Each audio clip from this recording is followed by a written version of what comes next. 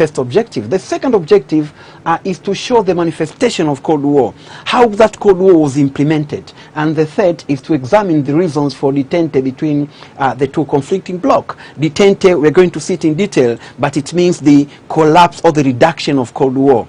What were the factors for the reduction or the ending of Cold War? Sometimes called detente, sometimes we call it thaw. So we are going to see about it in detail, my dear students. And let's now go to the first part of our lesson of today, which is the Cold War. The Cold War. Let's first see, what does a word Cold War stands for? A word Cold War was introduced in 1945. In fact, it was in October. It was October 19th in 1945. This word was introduced by a man called George Orwell. George Orwell introduced this word Cold War after he wrote his article, which is called You and the Atomic Bomb. And that article was written in the newspaper, the newspaper which was called the Tribune of London. So he wrote his article and he introduced this word Cold War. And the word Cold War ever since was used in the world to refer to misunderstanding, tension, and conflict that existed between the Eastern Bloc. Between the Eastern Bloc and the Western Bloc. Eastern Bloc and Western Bloc. By Eastern Bloc, we are referring to, those countries which used to be guided by USSR, and by the Western Bloc, we are referring to those countries which were under USA. And this led to a very high misunderstanding, tension, and conflict. So, my dear students, what you have to know is, by Cold War, there is no war. It's the absence of war. But there is absence of war between two countries, between USA and the USSR. But other countries are fighting. The third parties are fighting, either among themselves or between USA and those countries, or USSR and those countries. So other countries are at war, but Cold War, meaning the absence of war, it is only between USA and USSR. So in short, what I want you to know about this term Cold War is that we are talking about misunderstanding. We are talking about conflict. We are talking about suspicion between these countries. There is no trusting each other, among these countries. This is what we refer to as Cold War. My dear students, let's look Cold War at a very low level. Let's take Cold War at a family level. Just look at the schools where you have got some friends, you have got some fellow students. Sometimes some students, they are not talking to each other because of some reasons. They are not speaking each other. They are not, they are not asking questions each other. They are not conducting discussion each other. Why? Because of some sort of conflict or misunderstanding or suspicious, or tension among them and so on. But under Cold War, remember, these people are not fighting. These people are not fighting. So that is the way we can understand Cold War. So sometimes you don't greet each other, you don't talk to each other, you don't help each other. That's what we mean by Cold War. So you can look it at school. You can look at our home. Our home. Sometimes people are not speaking each other in the neighborhood where they live. Also, in the village. Even at the national level, some leaders probably, they are not talking to each other. That's the way we can understand Cold War. But one thing you have to know, my dear students, is under Cold War situation, there is no what we call the armed conflict. There is no physical confrontation. What is there under Cold War is that there is all suspicion, there is misunderstanding, there is conflict, and there is tension between people. That's exactly what we mean by a word Cold War. My dear students, here we have got some guiding question, and it's my hope that at the end of our study of this subtopic of Cold War, you'll be able to attempt these two questions. The first question is, analyze the key issues which escalated the tension between the Eastern Bloc and the Western Bloc up to 1980s. The second is, it was easy to reveal the existence of Cold War between Eastern Bloc and Western Bloc. Justify this statement. So, my dear students, it's my expectation that at the end of our lesson of today, you'll be able to attempt this question. Of course, together some other questions which comes from this topic, but particularly to these two questions which I just gave you. So, while we are going on with the discussion, my dear students, try your best to find the answers to this question. though we are going to talk about it at the end of our lesson of today. My dear students, let's now come to this very important part of development of Cold War. As you can see, development of Cold War. In development of Cold War, we are trying to see when did this Cold War start and when did this Cold War end. This Cold War, it started in 1917, my dear students, as you can see. It started in 1917 with the Russian Revolution, which took place in Russia. And why do we say it started in 1917? Because one of the things which characterized Cold War, my dear students, it is ideological differences. That there were two competing ideologies. The first ideology was the socialist ideology vis-a-vis the capitalist ideology. So when had these two ideologies emerged? Of course, capitalism ideology has been existing quite for so long, since the 15th century, when it emerged from mercantilism. But here we have the socialist ideology. It was only in book until 1917, during the Russian Revolution, when the first socialist country was established in the world, and that was Soviet Union. So here we come to have socialist ideology represented by Soviet Union, USSR, and the capitalist ideology represented by USA. Of course, all together with some other West European countries, but at that time we have only one nation. My dear students, of course, from there, as we can see, in 1917, when revolution took place in USSR, United States did not recognize USSR until 1937, prior to the outbreak of Second World War. That's when United States recognized USSR. So you can see there was some kind of tension, misunderstanding, and conflict, since 1917. And from there, as you can see, the Cold War started here, and the Cold War was growing little by little. In 1945, the Cold War, came into open. We say it came into open, and that's why, my dear students, some historians, they are tracing the beginning of the Cold War from 1945, during the Potsdam Conference, even though we say no, it's not true. Cold War should be traced from the October Revolution of 1917, because Cold War's root is from the ideological differences, and one ideology emerged here. So in 1945, the Cold War developed at least to more higher level, and this was during the Potsdam Conference when the two leaders differed. Remember, during that time, during the Potsdam Conference, there were three leaders who were meeting in the conference. There was Harry Truman of USA. There was Clement Attlee of Britain. Of course, this one came to replace Winston Churchill after Churchill was defeated in the election. And the third was Joseph Stalin of USSR.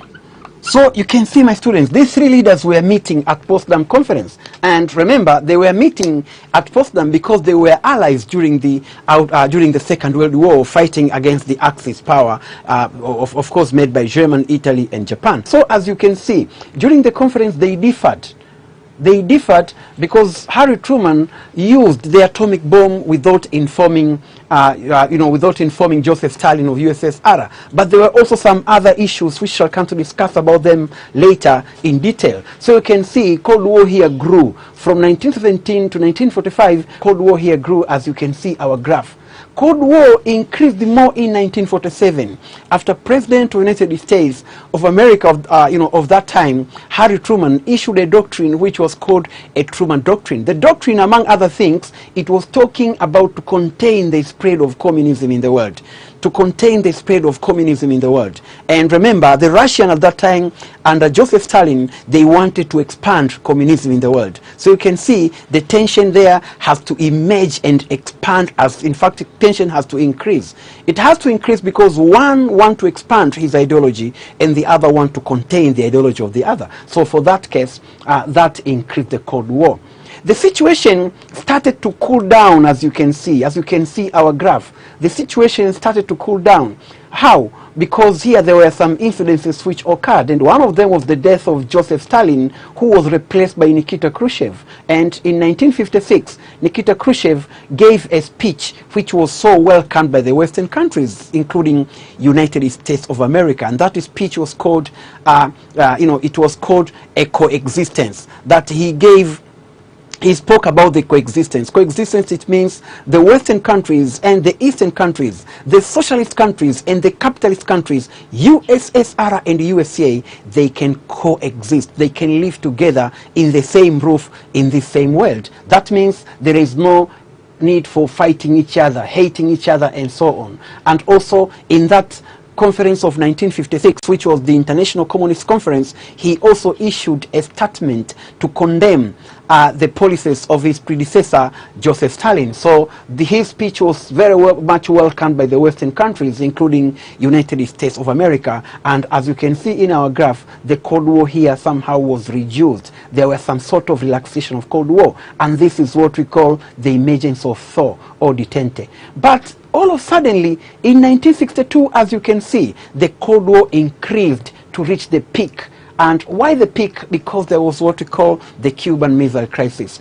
During 1962, on October, the Americans discovered that the Russians have placed the missiles in Cuba, and those missiles could carry the nuclear warhead to attack many American cities. So United States was not happy about that. After they discovered the secret underground missile system, then they wanted those missiles to be removed. And on the other hand, USSR did not want to remove those missiles. Also, Fidel Castro rejected completely the removal of those missiles. So what happened is that the world was very close to go to a nuclear war in 1962. That's why if you look at our graph, my dear students, you'll see the graph here is very high. If you take at percentage, probably it was about 70% or so. You see?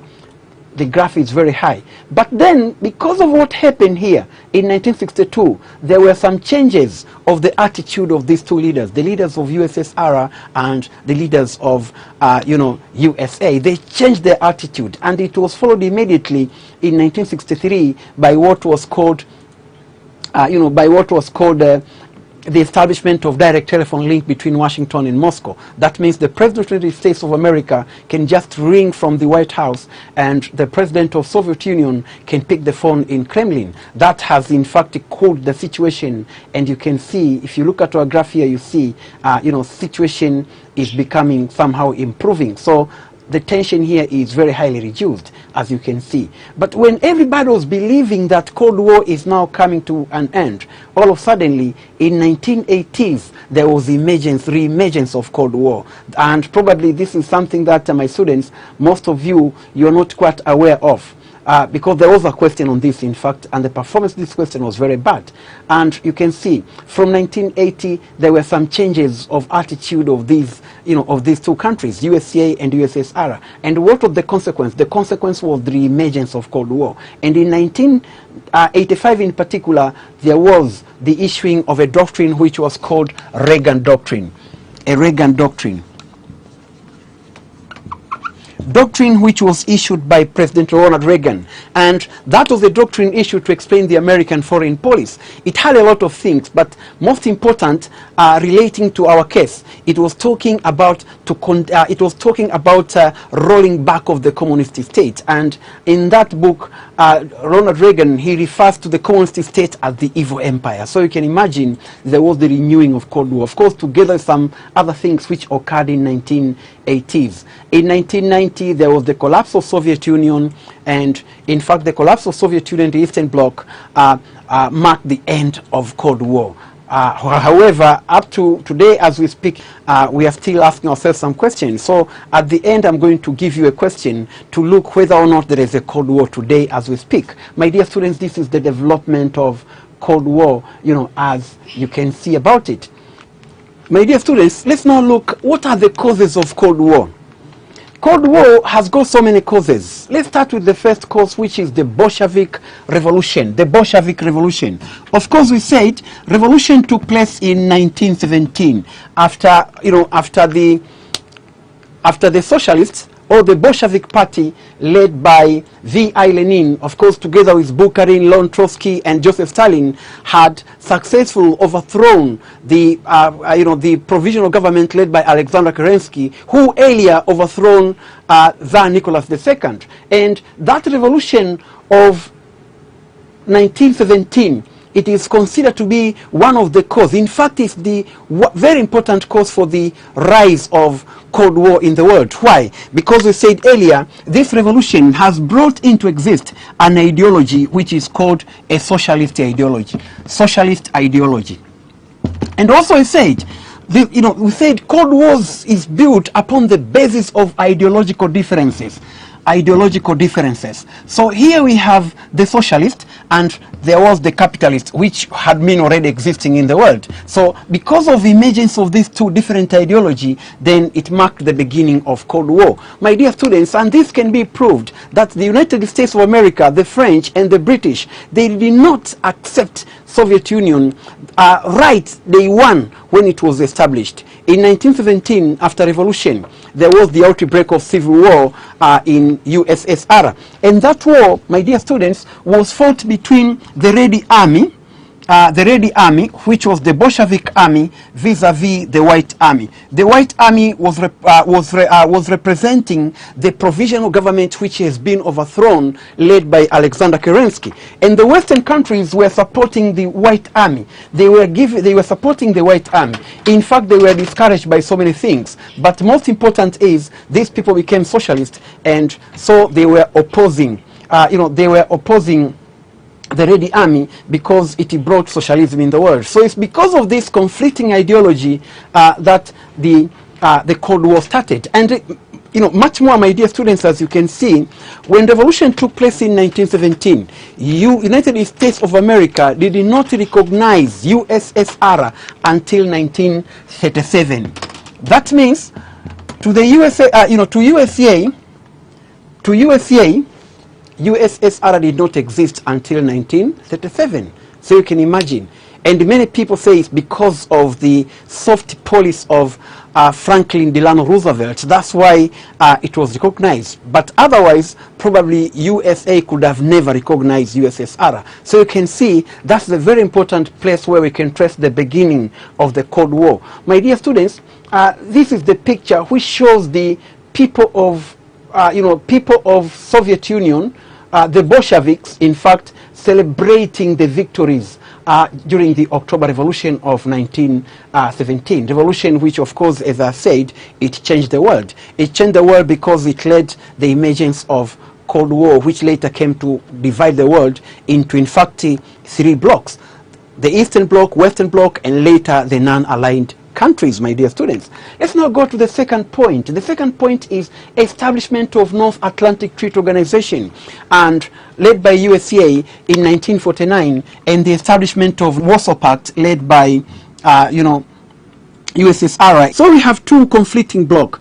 There is NATO vis-a-vis Warsaw Pact. NATO was established in 1949 and the Warsaw Pact in 1955. These two military organizations were established for the purpose of defending the ideologies, the ideologies of these countries. For instance, NATO was established by Western countries led by USA to defend the capitalist ideology. And the Warsaw Pact was established in 1955 by USSR to defend the socialist ideology. This one was called NATO, meaning the North Atlantic Treaty Organization, because it included the countries of northern part of Atlantic. That's why they were called North Atlantic Treaty Organization. And Warsaw Pact was called Warsaw because the treaty which established this military organization was signed at Warsaw, which is the capital city of Poland. So, capital seat of Poland. So that's why, that's the way they came to have these two military organizations, my dear students. So as you can see, this is the two military organizations. So these two military organizations, my dear students, they increase the tension among the nations of the, the nations of Europe, the nations of the world. Why? Because among the terms of this, among the terms which used to establish this military organization is, if one member country is attacked by another country, then all other countries will have to all other countries which belong to that organization will have to go to war to defend their fellow member country. So you can see that the world was put in a very big tension. The world was put in a very big tension for that case. So this is why we speak of NATO and the Warsaw Pact as among the things which contributed much to the increase of tension, misunderstanding, and conflict in the world. My dear students, as you can see, this is the map which shows the members of NATO and Warsaw Pact. You can see these are the members of NATO.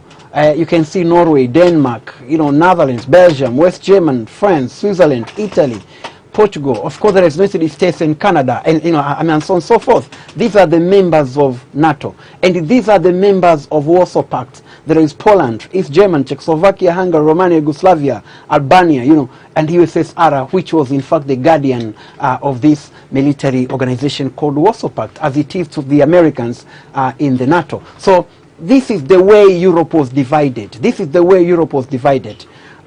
So that is the NATO and the Warsaw Pact. My dear students, let's now go to another cause, which is the secret development of atomic bomb by USA and AMRES. United States of America has developed an atomic bomb, and this development was done secretly. In fact, the Americans were undertaking the project which was called Manhattan Project. Manhattan Project, a project which intended to develop atomic bomb which was later used in Japan at Hiroshima and Nagasaki. And that was 1945. It was used in August 1945 at Hiroshima and Nagasaki. The development of that bomb and the use of that bomb has sparked off the beginning of arms in the world.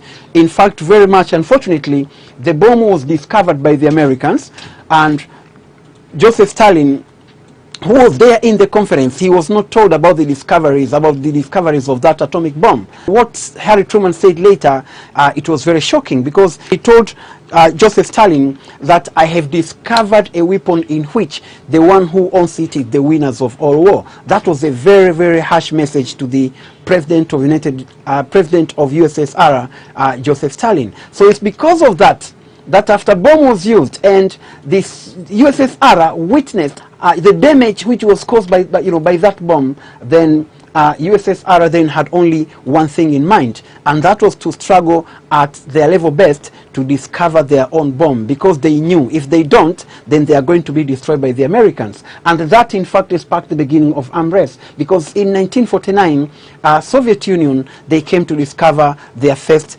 nuclear bomb, and later it went on the discoveries of hydrogen bomb, then intercontinental ballistic missiles, and they kept on discovering different kind of weapons, including biological, chemical, weapons and so on. In fact, we are speaking of weapons of mass destruction. We are speaking of WMD, the weapons of mass destruction. So, that is about the secret development of atomic bomb. My dear students, as you can see, this is Hiroshima. This is Hiroshima, and you can see the way Hiroshima was destroyed by the atomic bomb, which was discovered, which was made by United States of America. And this was a very clear message to the Soviet that if this bomb has done such destruction, what, for instance, would have happened if such bomb, if, let's say, the Americans come to drop such bombs, let's say 2 or 3 bombs of that kind, the destruction would have been very, very, very much higher. So for that case, this inspired the Soviets also to do whatever it takes to make sure that they develop the atomic bomb, at least to equal what the what the Americans have done. So that is that's the way you can see it. Let's now look at another cause, and this is the rise of USA as a leading capitalist state and the USSR as a leading socialist state. My dear students, we have 2 countries here. We have USA, a leading capitalist state, and we have USSR, a leading socialist state.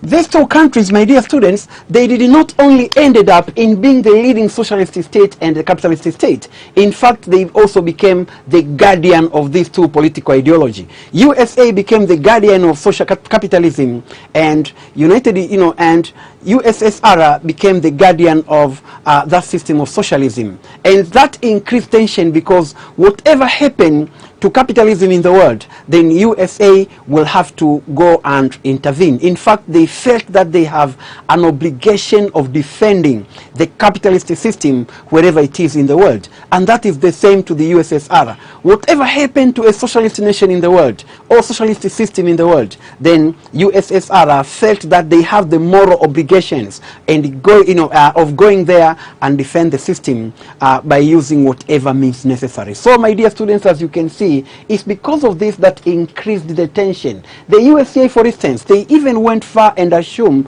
the role of becoming a policeman of the world. That whatever happens in the world, the Americans, they feel that they have got the responsibility of interfering whatever affairs which occurs anywhere in the world. The same applied to Soviet Union and so on and so forth. So, my dear students, it's because of the existing tension between these two countries, then it led to the to the rise and development of Cold War in the world. Remember, my dear students, when we speak of Cold War, we only focus on tension, misunderstanding, conflict, and suspicions among these two leading countries, USA on one hand and USSR on the other hand. There is no physical war. However, war is fought between these countries and the third state. All these countries, they are supporting the war to third world countries. So it can be, it can reveal itself in either civil war, interstate war, or what we call in general the proxy war, as I shall come see about it in detail later. My dear students, let's now go to another point, my dear students, is the disagreement in the Second World War Conference at Potsdam and Yalta in 1945 over the fate of Germany.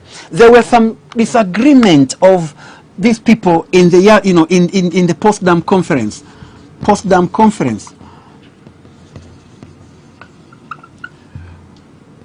What had they disagreed? In fact, these countries were allied, and during the conference, as I said earlier, there was President of the United States Harry Truman, there was President of USSR Joseph Stalin, and also there was the Prime Minister of Britain, Clement Attlee, who in fact came to replace Winston Churchill after being defeated in the election. So during that conference, there were some misunderstanding. First of all, we said USA used the atomic bomb without informing Soviet Union. So already there were some suspicion among these leaders. But also the other thing is they disagreed about the fate of Germany. What should they do to Germany? Soviet Union, USSR, they took eastern part of Germany. They took eastern part of Germany, East Germany, and they were supposed to withdraw from the areas they have conquered, but they rejected, because the idea was to divide Germany into 4 zones. One zone could be occupied by France, the other zone could be taken by the British, the other zone could be taken by USA, and the rest could go to USSR. So USSR had conquered nearly a half of Germany, but they reject to withdraw from the eastern part they have conquered, and that increased the tension. That caused the conflict among the 3 allies, British, French, and the Americans. But not only that, USSR also rejected to withdraw from the Eastern European countries they have conquered. Instead of withdrawing their forces, they in fact installed the government, and those countries became the communist state, and that also increased the tension. So the post-Second World War Potsdam Conference, it is in fact caused more problems. It provided more problems than the solutions. In fact, that's why some people, of course, we say they wrongly trace the beginning of Cold War from the Potsdam Conference, even though, as I said earlier, we have to trace it from the Russian Revolution of 1917, because the basis of Cold War is ideological differences, as we can see. And that one ideology, which came to conflict with the capitalist ideology, it started in 1917, on October 1st, after the Russian Revolution. My dear students, this is the picture that shows the leaders who were there in the Potsdam Conference. As you can see, this is the British Prime Minister, Clement Attlee. And this is, as you can see, this is Harry Truman of the United States of America, and this is Joseph Stalin. Even when you look at these faces, my dear students, probably except Clement Attlee, he was looking somehow relaxed because he was new by then. Remember, he just came to the conference late to replace Winston Churchill, who was just defeated in the election. But if you look at Harry Truman and Joseph Stalin, you can see the suspicion in their faces. It means they're like two friends sitting together, but in reality, they were not really good of friends. So you can see there were some tensions between them. So Cold War, in fact, one can say was here. Cold War was here in the conference. So that's the way we can explain it. Let's now go to another causes, which is the Russian policy of expansionism vis-a-vis the American policy of expansionism. The Americans were expanding. They were expanding to involve themselves in the European affair. And at the same time, Russia was expanding by increasing the number of her satellite states. So it was USSR vis-a-vis USA, and these countries were expanding by trying to get a lot of countries behind them. USSR, for instance, remember in 1945 there were only one socialist country, and that was USSR. But as the years moved on, the number of socialist states were increasing, particularly starting with the Eastern European countries, and that has shocked the capitalist country led by USA. But on the other hand, the Americans also were involving so much in the European affairs. They were involving so much in the European affairs, and that went together with the establishment of NATO, for instance. The introduction of Marshall Plan, I shall come to about it later. So all these things led to increase of tension between the Western Bloc and the Eastern Bloc, between USSR and USA. My dear students, as you can see, we already saw this map. We already saw this map. This is the countries which used to belong to Warsaw Pact, and and these are the countries which used to belong to NATO. And of course, we've got some others which were non-aligned country. Of course, at that time, as you can see, there were few in Europe, but there were countries which they neither belong to the East nor belong to the West. And those countries were called the non-aligned movement. But you can see the way Europe was divided. This is why we say one of the reasons for the rise and development of Cold War, it was Russia expansionism and the USA influence over Europe. So this caused the tension. This caused a lot of tension. And mind you, my dear students, wherever you see the NATO country, it means here there are some weapons which are ready to attack the East. And if you see the Warsaw Pact also, there are some weapons which are being placed in some military base ready to attack the West. So the situation here was at a very, it was very tense. So that's why we speak of Cold War, because Cold War is all about tension, misunderstanding, and conflict. My dear students, just look. This also reveals the expansionist tendencies of the Soviets. Soviet Union was just, it was just of this size before Second World War. But after Second World War, Soviet Union was able to expand her territory, in fact, to become the biggest country in the world. And also, they were able to establish some other countries in Eastern Europe as their satellite by exporting socialism to these countries. So you can see it was just of this size before Second World War. But after Second World War, they did not only increase the size of their territory, but they were also able to establish another satellite states. The states which could not do anything without the consent of Moscow. So that's the way we can explain it. My dear students, let's now go to another party, which is the manifestation of Cold War. How Cold War is implemented. This is a very important thing, because we are speaking of Cold War, but you have to know how are you going to recognize Cold War, that this is Cold War going on. So we have got a lot of things. This, first of all, intend to give evidence, focusing on events, action, signs that symbolizes the presence of mistrust, tension, conflict, and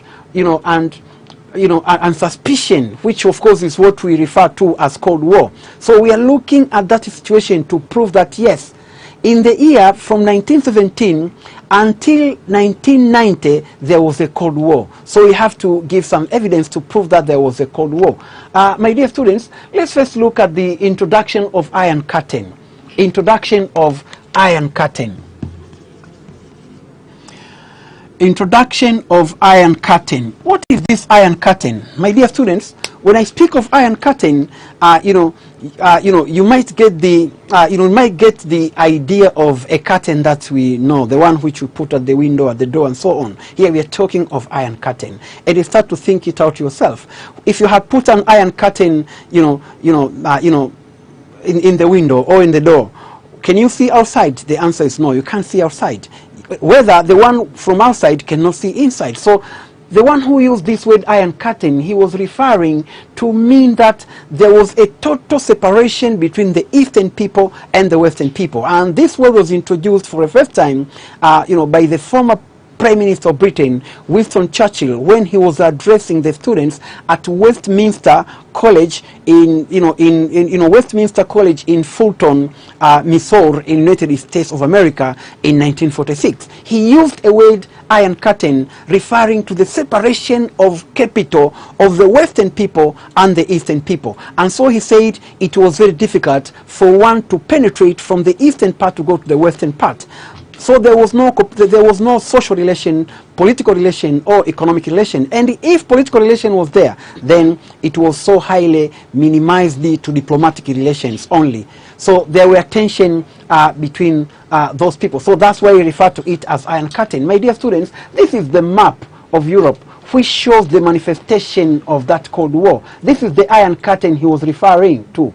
You can see this red line. This red line implies that there was a separation between the Eastern countries and the Western countries. This is Poland, this is Romania, and this is Finland, Sweden, German, Italy, and so on. So this is an Iron Curtain according to Winston Churchill. And the one from the Eastern Party was not allowed to go to the Western Party. And if you go, remember, sometimes you can be arrested. That if you go, for instance, to Moscow and you come back to Britain, you can be arrested that probably you want to harbor communism. The same apply if you are from Moscow.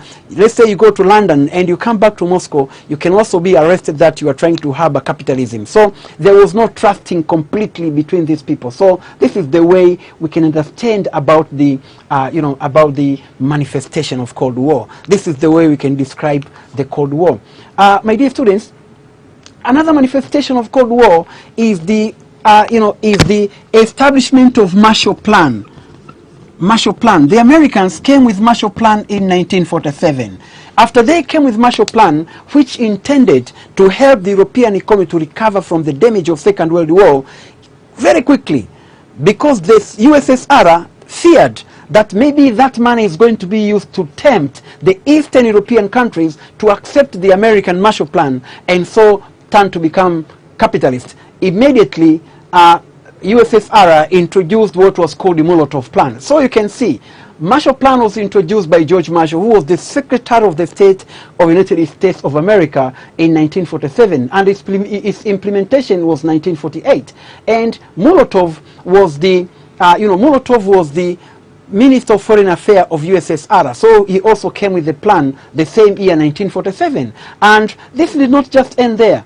They came to establish NATO, and this established Warsaw Pact in 1955. But the European countries came with what was called the EEC, European Economic Community. But remember, USSR earlier in 1949, they established what was called the Comecon. Comecon means Comecon means the Council for Mutual Economic Assistance. It was established intending to help the Eastern European countries economically, as the Americans were using Marshall Plan, and the European established of course it started as iron and coal associations between the French and the Germans, the two traditional enemies, in 1952, before expanding to become European Economic Community, and now it is European Union, as we can speak of. So this also has caused a lot of tension, my dear students. Let's now go to another point to show manifestation of Cold War, and this is the Berlin blockade in June 1948. The Soviet Union troops blocked all the railroad highways, and the water traffic through the Eastern German to go to the West Berlin. That they blocked anybody to go to the West Berlin, which was under the Western countries. And you can see, my dear students, this is the way we can describe the blockade. This is the Berlin, the city of Berlin, and this is the western part of Berlin, and it was under the Western countries. the British, the French, and the British, the French, and the Americans. So they blocked. There was no no one was allowed to bring food to this area or any supply. So the Americans and the others, they have to bring food to this area and other supplies by dropping them from the air. And it was called the Berlin airlifting. And in fact, that lasted for 11 months. You can imagine, for 11 months they were getting food dropped from the air. This also shows to what extent there was tension. Because if it was in this supply, probably people who live here would die. So that shows how Cold War was implemented. The tension, misunderstanding, and the conflict. Another point here, before I go to that, my dear students, you can see this is the plane which was dropping food from the, from above, and these are the people of that section, western section of Berlin, waiting for the supply of food from the United States, Britain, and France. So this is the plane dropping food, and these are the people who are waiting for food. So you can imagine the tension of that extent. This really implies that there was a Cold War. There was really a Cold War. My dear students, let's now go to another point, and that is the arms race and escalation of weapons of mass destruction. We are speaking about arms race. Arms race means the competition or production of weapons. And my dear students, we are not just speaking of small weapons. We are speaking of weapons of mass destruction. We are talking about the large weapons like, atomic bombs, nuclear bombs,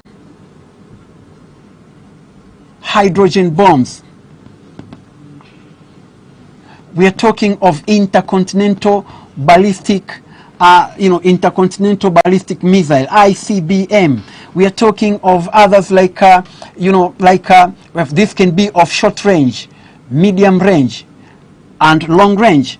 All these are the weapons of mass destruction. So these countries were competing in production of weapons of mass destruction. But away the arms race, it means it is a peacetime competition for production of weapons. And here they are producing a weapon of mass destruction. But it just not end there.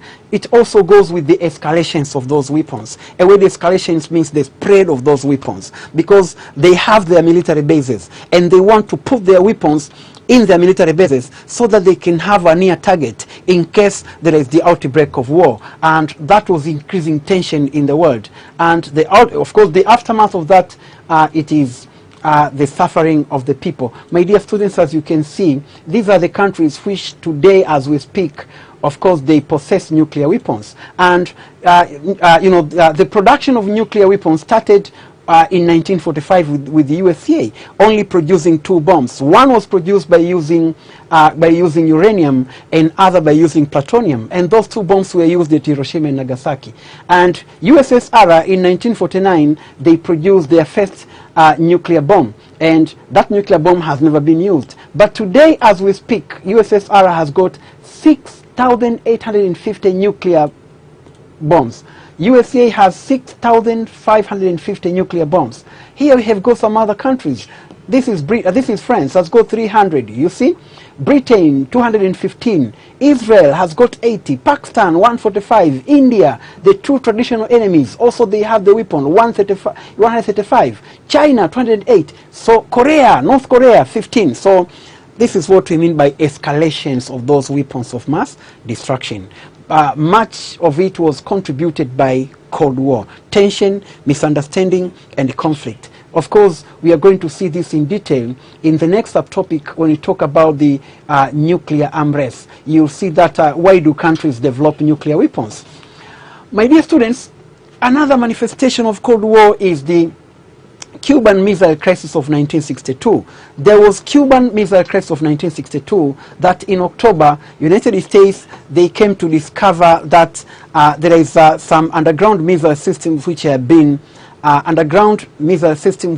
placed by by USSR, and those missiles had the ability of attacking any American cities, and in fact they could carry the nuclear warhead, and that increased tension. This of course is going to be looked more in the next subtopic, but this is this is Cuba, and the American spy plane U-2 discovered the underground missile systems which have been placed in this area, and in fact They wanted these missiles to be removed, but unfortunately, Soviet Union rejected to remove those missiles, and it caused the increase of tension, you know, and so on and so forth.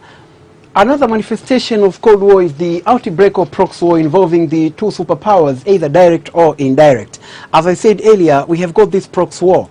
These two countries, USA and USSR, as we have said, and you know, under the situation of Cold War, they always never fight against each other. But what happened is there are some wars which occurred either between them, these countries, and other countries, or between some other countries supported by these two countries. This is what we mean by the proxy war. My dear students, this is the example of the proxy war which have been fought in the world. For instance, here we have the conflict in the Middle East. Since 1967, 1980s, we have got also war in Afghanistan between Soviet Union and you know, and the Afghan guerrillas. We have got the Korean War, USA and the North Korea. We have got Cuban Missile Crisis. We have got war in Central America. For instance, there is war in Chile, for instance. There was also war in Nicaragua and so on. This is showing the example of the proxy war, and this is one of the things which can be identified as the manifestation of Cold War. Another thing is the establishment of military bases. Military bases were established in different parts of the world, and the reason why these countries develop military base is due to a fact that they want to have a near target in case there is a war, because they believe that it will be better for them if you attack your enemy and finish your enemy in just that first attack, and not be able to launch a retaliation attack. So the best you can do for that case is to have the military bases established very close to your enemy. So that's why the United States of America has established a lot of military bases in Europe, in Turkey, in Greece, in Italy, you know, and so on and so forth. On the other hand, USSR, that's why in 1962 they tried to establish a military base in Cuba, at least to have a very near target if a war broke out between USA and USSR. Another point is the Truman Doctrine of 1947. As I said earlier, this doctrine has intended at containing the spread of communism. And remember, at that time, Joseph Stalin, on the other hand, was also thinking of expanding socialism. So you have got two you have got two policies here,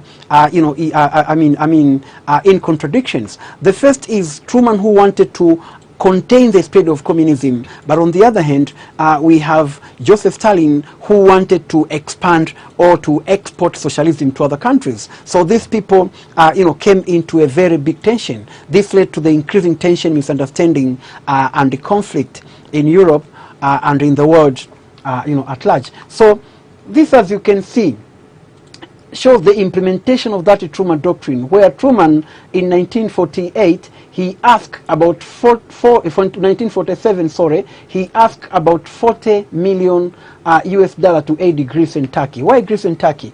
It was in 1947 that there was the, the danger of Greece and Turkey becoming communist. Already there were some communist movement in these countries, and the USSR had already started to fund some of the some of the socialist movements to take over Turkey and Greece. So the Americans quickly agreed to provide $400 million to help Greece and Turkey so that they don't turn communist. So you can see this is just the example of the Truman Doctrine. And by giving this money to Turkey and Greece, it's obvious that USSR under Joseph Stalin at that time was not happy. They were also trying a way to make sure that they export socialism by using whatever means they can. So that is another manifestation of Cold War. Another manifestation of Cold War is the Berlin War. In 1961, USSR built a wall to separate the East Berlin and West Berlin. He wanted to prevent people who were trying to cross from the eastern section of Berlin to go to the western section of Berlin. In fact, they were running away because in the eastern party there were shortage of supplies and so on.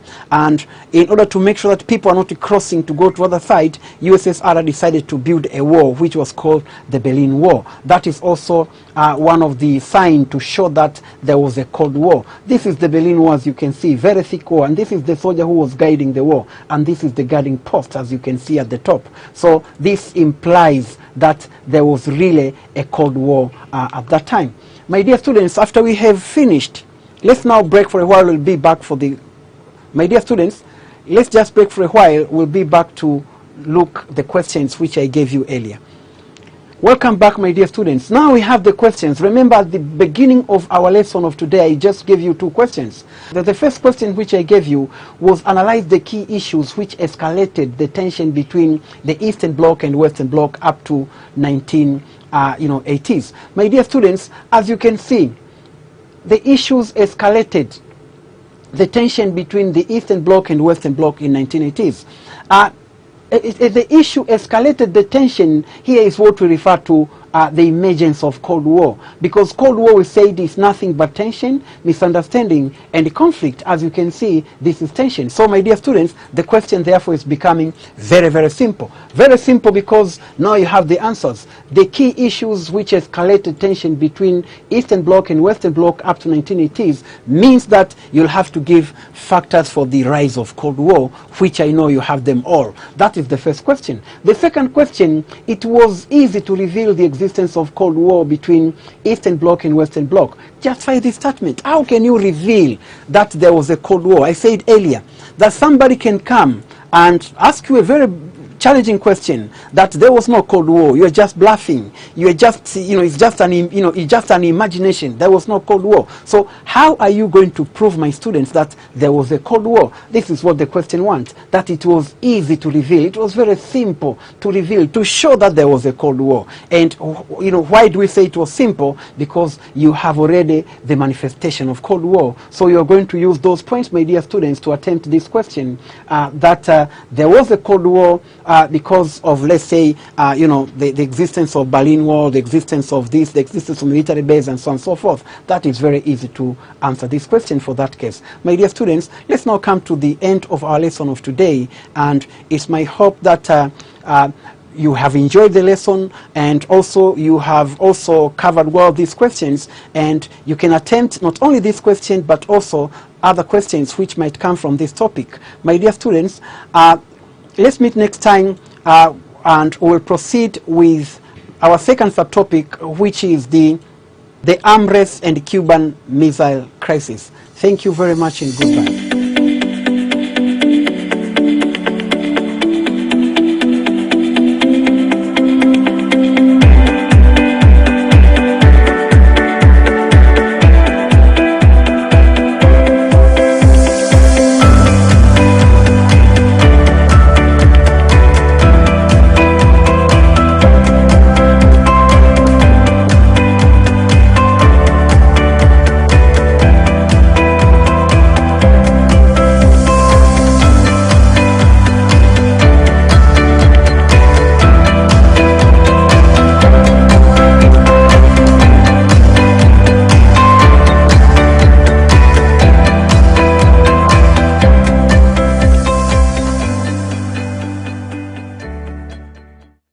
Wizara ya Elimu, Sayansi na Teknolojia pamoja na Ofisi ya Rais TAMISEMI na kupitia Baraza la Mitihani Tanzania NECTA kwa kushirikiana na Shirika la Utangazaji Tanzania TBC na Chama cha Walimu Tanzania CWT pamoja na mawakala wa vyuo vikuu nje ya nchi Global Education Link wanakuletea kipindi cha Darasa Online.